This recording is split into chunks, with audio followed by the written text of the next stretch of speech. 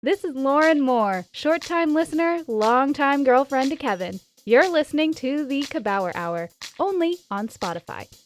All right, thank you very much to my longtime girlfriend, Lauren Moore, for introducing me to that band. That album's great. Album just came out this year. It's very, very fun. Oh boy, it's 36 degrees. Beautiful day in Queens. It's always a beautiful day in Queens. Welcome back to the Kabauer Hour. Jason Sudeikis is, by all accounts, a really nice guy.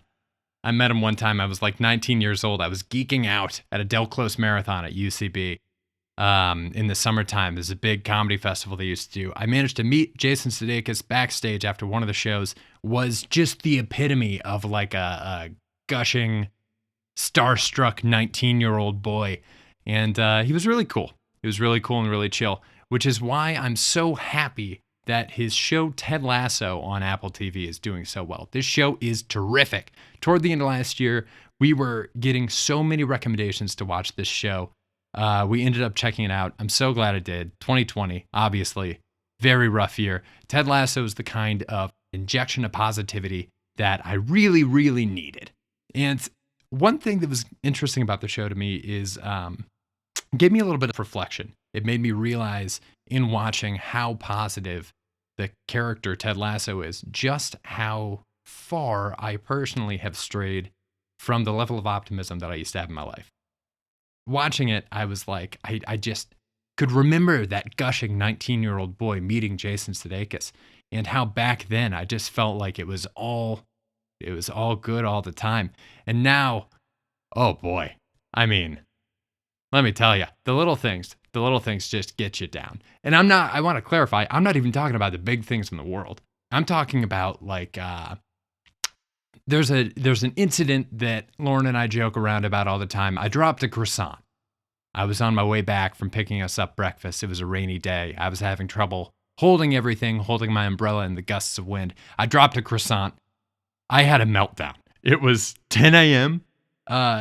Everybody, I feel like, in New York City eventually hits a point where they scream "f*** in the middle of a street. This was mine. 10 a.m. Didn't take me that long. I woke up at 9. Within an hour, I was screaming "f*** in an empty street in New York City. So I came home. I had a brief meltdown to Lauren, threw a tantrum like a 2-year-old, decided in a huff I was going to go back, get another croissant, came back, dropped it. Oh my God. So, I want to get back. I want to get from the croissant dropping man back to who I was when I met my Sherpa of positivity, Jason Sudeikis.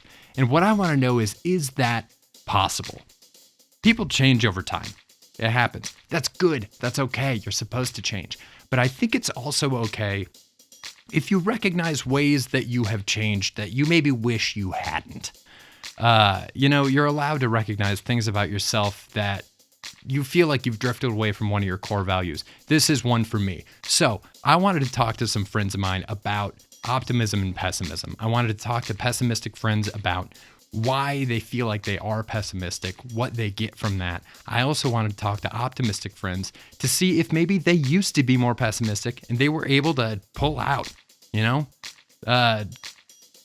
I'm going to tell you right now, I feel like I was on a great train of thought and I got completely derailed when I used the analogy pull out. I knew that's what it was. It really threw me off. I knew that. I was searching for the right word and I was like, wow, I don't know what the right one is, but I sure as hell found the wrong one. Hey, you know what is always right? A good old-fashioned bass line.